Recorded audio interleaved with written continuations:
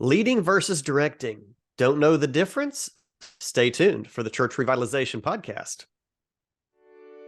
Hello, and welcome to the Church Revitalization Podcast, brought to you by the Malphurs Group team, where each week we tackle important, actionable topics to help churches thrive. And now, here's your hosts, Scott Ball and AJ Matthew. Welcome to the Church Revitalization Podcast. My name is Scott Ball. I'm joined by my friend and co-host and leader, AJ Matthew. Sometimes director, sometimes leader. Depends on the situation, Scott Ball. Yeah, that's right. So today we're talking about the difference between leading and directing. And I think that this is something that sometimes is better understood outside of the church context than inside the church context. So let me give some maybe some background on my observations, having worked with lots and lots and lots of churches over many, many years at this point. I've seen two tendencies, okay, in staff. One is to be totally hands-off. This is someone who they don't like to make a fuss. They don't want to cause any ripples. They don't want to say a hard thing. They don't want there to be any conflict. And so they show up. They see their role as, I just write the sermon. I show up. I do the hospital visits. You're essentially a chaplain, and plus pulpit supply equals pastor. That's it. I'm making a caricature a little bit, but that's sort of one end of the spectrum. The other end of the spectrum is the guy who feels like he has to micromanage. It's almost a reaction against that other type of leadership, stepping into every situation. Well, here's the plan. Here's what we're going to do. Here's the system. Here's the process. Do this, do this, do this, do this, do this. And there's not a lot of inspiration going on or motivation or visioning so much as, unless it's my vision, my way, and you're going to do it. And there's not a lot in between. And so what we're talking about today is something that you're not taught in seminary, quite frankly, which is thinking of leadership like a dial, and knowing that on one end of the spectrum, there should be this idea of leadership, which we're going to explore more, but it's more focused on casting vision, inspiring people, moving people forward in a particular direction, and building consensus and so on. And then the other end of that spectrum is directing, and that's kind of giving people, setting clear expectations. Here's the timeline. Here's what I want done. Here's the task, and being more directing. And there's a time for both.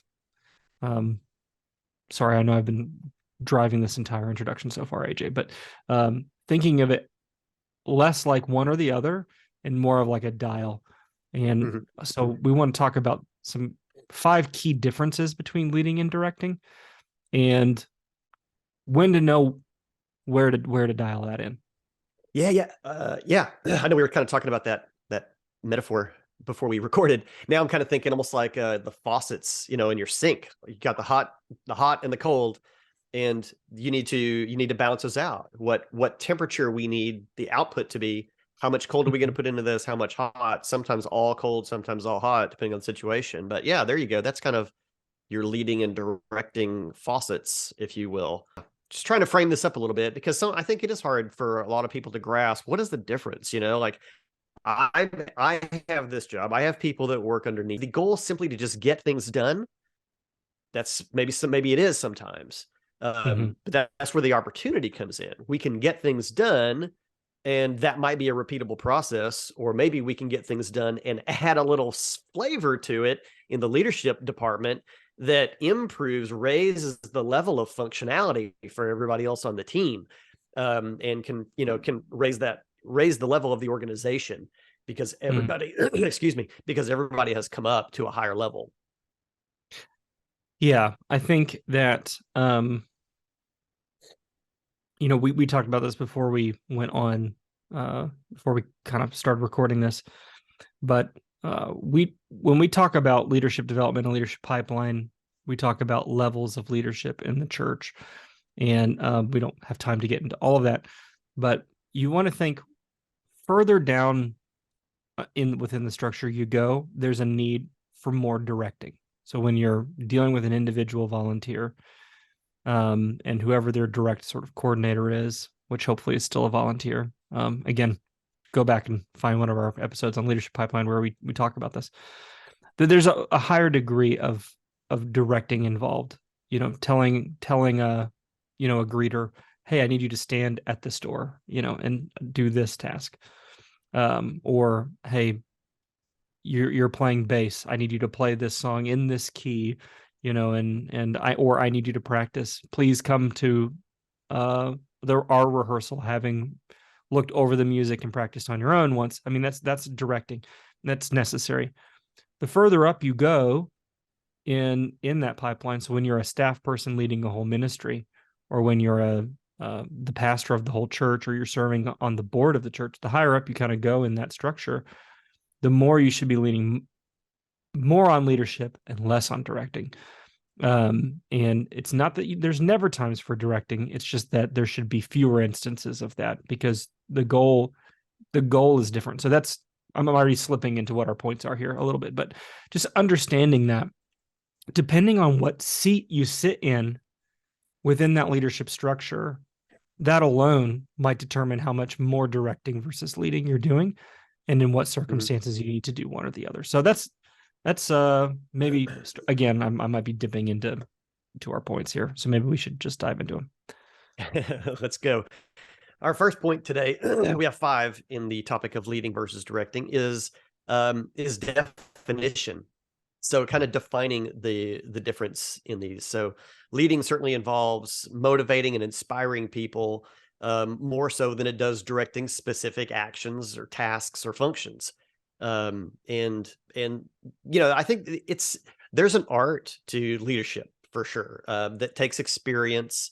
Probably people that have moved up through the ranks can begin to feel out, I need a little bit more leading here, or this is a potential opportunity for more leading, versus simply directing and just making sure that something can get done. Yeah. So in leadership, you can think of it this way. In leadership, you set the direction. And in directing, you enforce it. And so in leadership, you're saying, this is where we're going. We are taking this cruise ship and we are sailing to the Bahamas. In directing, it would be like saying, hey, this ship needs to take this heading in order to avoid this storm or whatever. It's a more specific application of an overall direction.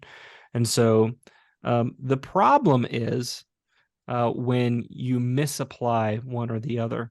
So if you're always directing, people won't ironically, people won't feel any ownership in the direction. Yeah. And so you have to learn how to, when I've got that leading hat on, it needs to be consensus building. Everyone needs to agree that we should be going to the Bahamas. And the mistake is thinking that building consensus means everything has to be democratic. It doesn't. But people need to have a sense that they have participated in the creation of something, even if it's not everyone having a direct voice into everything. Well, this reminds me of one of your stories, Scott. Okay. All right. We were talking about jobs and stuff, and you were talking about a job that you had, early in life. I forget what the job was, but you said you working with these people, they got upset with you because when you were done with the task, you started like sweeping the warehouse. I don't remember what you were doing. Oh yeah. They paid us for a certain number of hours we had to be there, but we were done delivering. We were delivering cabinets, and we were done with our deliveries for the day, but we still had like 3 more hours that we were supposed to be there. Yes. So I started sweeping. Yeah. And those folks, the other people, your teammates, were used to 100% just being directed. Here, do this task. Mm-hmm. And you develop a mindset of, That's it. When I'm done with this task, I will not do anything else until that person, my supervisor, comes and directs me again to do another similar or different task. And so I think that's what you end up with. And we hear about this all the time. Well, not only in churches, but in the marketplace, you hear about this. Owners, I talk with a lot of business owners as well. They complain about employees who are so task oriented, they don't feel like they can get ahead with their people because they finish a task and then have to be directed again. And some of that will then come back on the supervisors, business owners, from not dialing in enough of the leadership faucet to give those people a sense of ownership, where they will start to self-direct because of a sense of leadership and what's been taught. So this applies to the church equally. Totally. Yeah. And I think I've got more on that, but I think we'll touch on it as we move forward through our points here. Let's keep going. The second aspect that we're talking about here is scope, which is probably where we were already moving into. Leading is broader in scope because it's more being influential, inspirational. Again, building that ownership into people. Like, you're a part of this. You're important. From the lowest level, they should have somewhat of a view of the whole, of the entire organization. How do we all work together to accomplish things together? And that begins to give them a picture more of like, hey, you know what? I have an idea, or I have a skill or something else that I could help contribute to this, versus this more direct, the more directing aspect, which is very narrow. Again, sweep the floor, not only sweep the floor, sweep that floor. You can get very granular in the scope of directing. So we've got to be able to sense what's appropriate at what time. Yeah, this is difficult to explain, and if you don't get it, then this is a challenge for you. So you're really gonna have to think on this. So, here's the difference. If I can tell a greeter, here's what I need you to do. I need you to stand at this door. Here's how I want you to greet people, say these things, hand them this bulletin or this connect card, or maybe you've got signs that say welcome and you're supposed to hold this sign, or whatever it is. Like, I can give you that direction. I can set expectations, be here at this time, whatever. The quality of your performance is certainly dependent to some degree on the clarity of the direction that I've given you in the task. But it will always fall short of what it could be if I don't frame up your role as a greeter within the broader thing that we are doing here. Why is it that it's so important? I mean, that'd be another distinction. Directing explains what you should do. Leadership explains why. Why is what you're doing so important? And if you have if you're like, well, how would I even express that? And how would I express that in a way that people would feel it emotionally? That's maybe that is a skill you're going to need to develop. Or if you don't have that, because you just go, I'm not that guy, then you need to find someone on your team who is good at that, because people may do what you ask them to do. They may check the box, but it will always be less than what it could be if people don't feel like they're a part of something bigger than just I'm a greeter and I'm checking my boxes. Does that make sense? Yeah, because I've been to more than one church, but I can picture in my mind one specifically in which I was handed a bulletin on the steps of the church by a guy with a scowl on his face. He could move his hand in this motion. He could take one out of the stack and he could put it in somebody else's hand. He was instructed, obviously, to pass out bulletins at the door. He saw himself as whatever it might have been, greeter, usher. He was like, this is the function of the job, versus having been instructed in, you are a member of the first impressions team of our church. And that right there is a distinction. Pass out bulletins is different than be a representative to make sure people get a great first impression of our church, which if you take took it a that step to heart, higher than that. you would do it differently.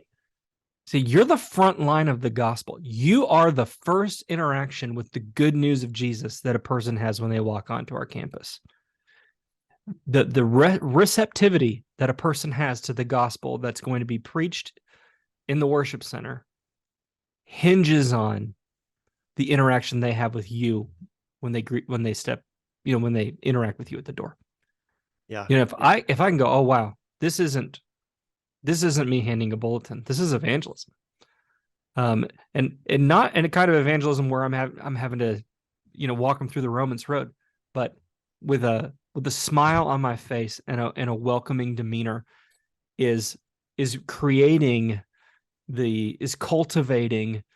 a person's heart to be open to receiving the gospel.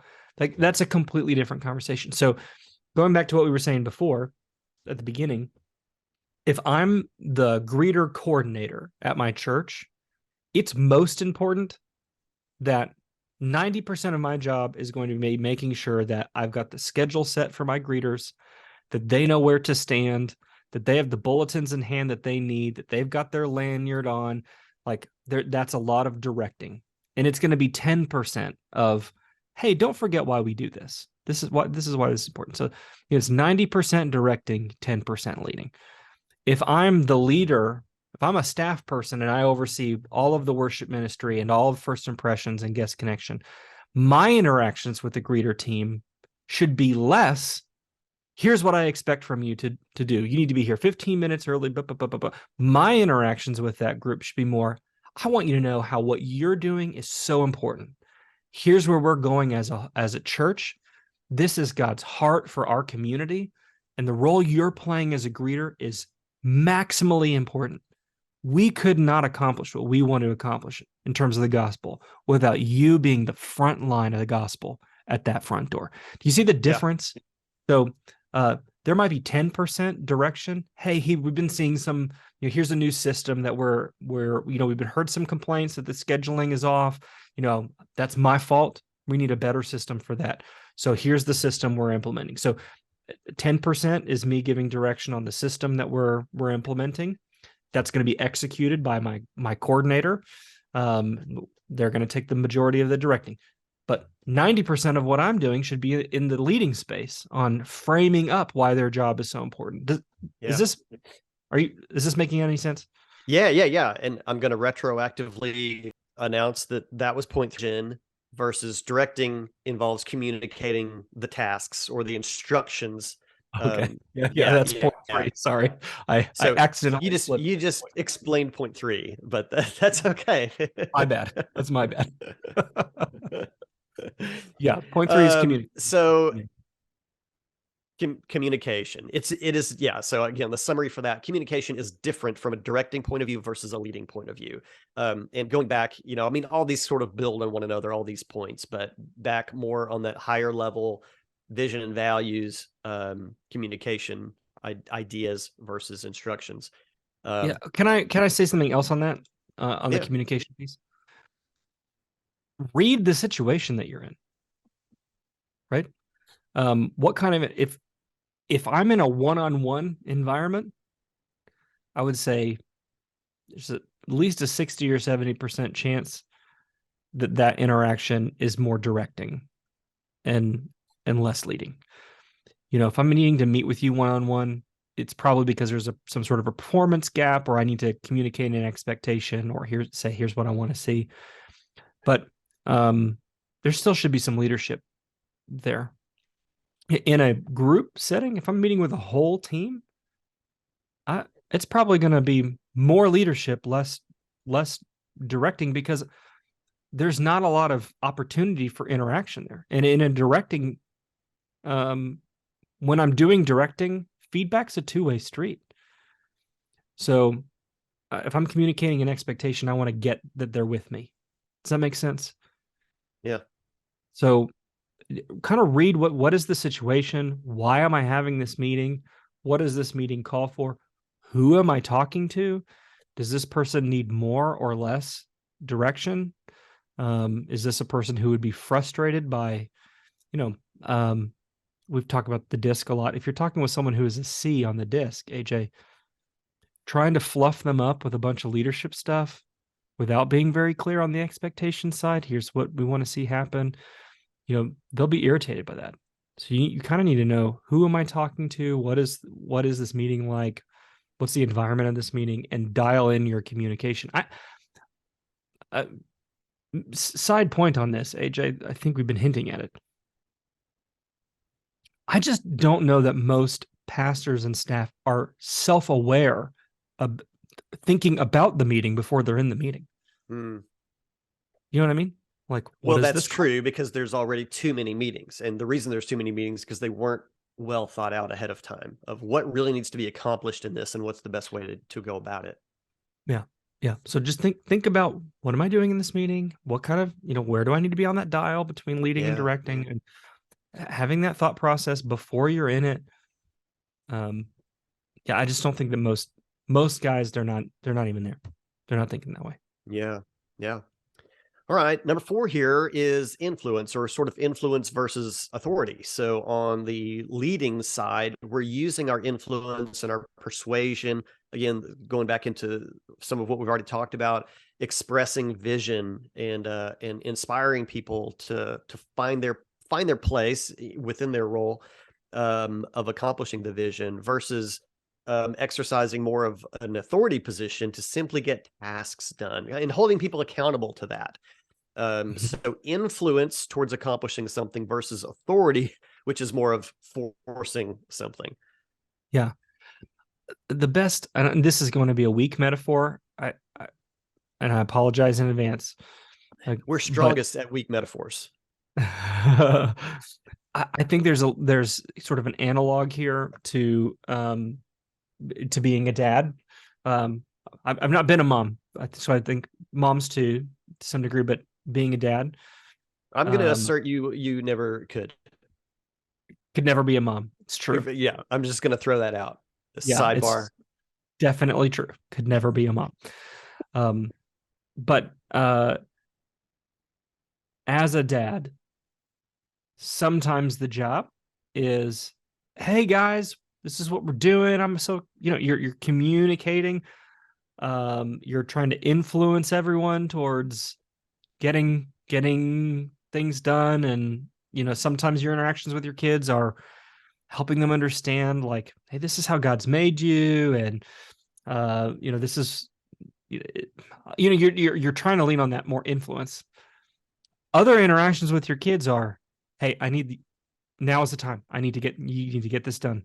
Like, I need this from you now, and there's not a discussion about it. And so sometimes you're trying to influence, and sometimes you have to pull that authority card, and you can't do all one or the other, and I'm guilty of this. I think a lot of parents, sometimes we can be guilty of pulling the authority card too much and go, because I said so, or whatever, Yeah.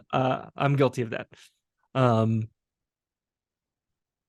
So again, it's about knowing, what do I need to be doing in this situation?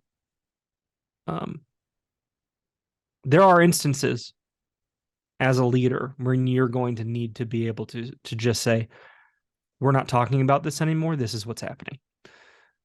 But if that's your only trick, if that's the only card in your deck, people aren't going to want to be a part of your church. Mm-hmm. Likewise, if you're never willing to pull that card, then you're probably not going anywhere either. Yeah. You need both. Sure. All right. So our last point today, another maybe kind of a dial scenario here, in the area of creativity. On the leading side, we're turning up our creativity dial a little bit more. And on the directing side, we're turning up our procedures, our process dial a little bit more. So, great leaders are able to solve problems from more of a 30,000-foot perspective. They understand the players, they understand the resources. And so when things come up, they can immediately move into the problem-solving mode, in which, how can we utilize things in a different way or in a more efficient way to get a goal accomplished. And the folks that are more down in the directing side are just like, oh, what are we going to do with this? We've done ABC like we normally do. We didn't get the expected result. Now what? Mm-hmm. And that can stunt the growth of an organization, to not have the creative aspect happening of going about something a different way. And Yeah. this is, probably one of the areas in which it would maybe the longest rollout of changing people's thinking, over time in an organization as a leader to begin to instruct and demonstrate, I guess, creative thinking, creative problem solving, that would utilize less instruction and more independent thinking, critical thinking. But this is one, again, I think this is probably the longest rollout to build a team this way, but the one that would probably pay the greatest dividends going forward. People that would think about things in a different way and in a creative way, even at the lowest levels of the organization. Scott, we were just talking about a mutual friend who had gotten hired at a big company, for a short period of time in a relatively low level position, who thought of a new, a different or creative way of accomplishing some tasks. It's a pretty good sized company, and was immediately sought out to remain in their employ longer, and maybe perhaps even move up. And he wasn't interested in that. But that's an example of somebody with creative thinking, somebody that operates at a leadership level in a task oriented environment, who's able to make an improvement to the organization. Yeah, here's one distinction that I'd like to make. One of the problems I see in churches most often is a lack of systems and processes. Systems and processes, and sometimes they'll say, well, we just want to be creative. We just want to innovate every time. Sometimes that's just an excuse for a lack of poor planning. Yeah, and so, can be chaotic. Yeah. It is chaotic. Yeah. So systems and processes are good. The problem is if they become ossified and, and sort of entrenched and can't be touched. Yeah. That's a problem. And so there's a balance there. And the leadership hat is, hey, how can we innovate and create systems and processes that work towards accomplishing the goals that we agree on? And also leadership is being willing to blow up said systems if they're proven to be ineffective in some way. Directing is having the courage and the commitment to follow through on systems that are in place. And this is I think a weakness of mine and a challenge that we deal with here at the Malphurs Group is I lean towards the innovation side of things, not the do it the same way every time. And on the one end, I want everyone that we train to do it the way I taught them. And on the other hand, I want to not be held to that same standard. I want to be able to do new things differently. And I have to learn, okay, when do I need to sort of submit to the here's the process that we've established, do it, but also still continue to feel the freedom, because sometimes it's a good thing for me to have broken free from here's the way we've done it. It's led through to I'm not trying to pat myself on the back because it's true for you too. Sometimes when you and I break free from the way we've always done it is when we have the best breakthroughs on how to lead better in the future. So I think part of it is knowing where you are in the system. If you're lower down in the food chain, so to speak, your inclination should be, I should follow the system. If you see a way that it can be improved, the system needs to be built in such a way that there's a feedback mechanism for you to be able to communicate, hey, could we do it this way? This might be better. And at the same time, the higher up you are in that system, the more you should be skeptical that the system is working. You should assume that the system you've built has flaws in it and have a willingness to hear new ideas, solicit those ideas, and then draft new systems and processes. So I don't know if that makes any sense, AJ, but on the creativity thing, I think it's hard because I think if you have too much creativity, it's chaos. If you have not enough, it's a it's too problem. rigid to continue to innovate and maybe even stay relevant. Too much rigidity, you can lose relevance. Yeah. Yep. So it's like all the things we've talked about. It's a dial, and it's just kind of knowing how to dial it in. So if I can give any advice in this whole episode, in the almost 35 minutes or whatever this thing's been going on, it would be this: be intentional. Like think about the meeting, think about the interaction, think about what is it I'm trying to accomplish, and then is this leading? Is this a directing? And my experience, again, as we talked about, AJ, and I know this has been your experience as well, is that most pastors are, one, they're not even thinking about it. Like it's not even on their radar. But two, they have not operated under that kind of leadership. So they don't even know what it would look like. Yeah. So I would say to those listening, cut yourself a little bit of slack. It's going to take some time to learn those skills. And if you're someone who is being led, cut your leader some slack. Like maybe send them this podcast, but also cut them some slack. Let them learn. It takes time. This is a skill that you can learn, though. It's not innate. It can be learned. Yeah. Hey, this was a good episode, Scott. I like this discussion, especially considering, all these points do have sort of that hot cold mixture aspect going on. And the skill ends up being in when and how much to apply of each leading and directing. So I think this is really, really good. So, hey guys, this was episode 179 of the Church Revitalization Podcast, which means you guessed it. You can go to malphursgroup.com/179 and read today's show notes. The link to YouTube is also over there. If you're on our mailing list and getting this sent to you every week, then that link will be in there as well to get over to that page. We're thankful that you are on that list. If you're not, you can go to malphursgroup.com, scroll down to the bottom. There's a way to get signed up for that also. And always, we want to remind you that we're a nonprofit ministry, and your generous donations allow us to take what we do around the world where there is no cost for churches outside the United States for learning to be better leaders and revitalizing churches to make mature disciples of Jesus in a greater capacity. We've got a lot of really cool stuff coming up this year that we do need your support with. Coming up, this is the end of February 2023. This is coming now, but we have a trip to Portugal coming up to be able to train leaders in the International Baptist Church community. We're looking at Ethiopia leadership development and church health instruction for pastors coming up this year, and a lot of other cool stuff that's on tap that we need your support to make happen. So go to malphursgroup.com/donate.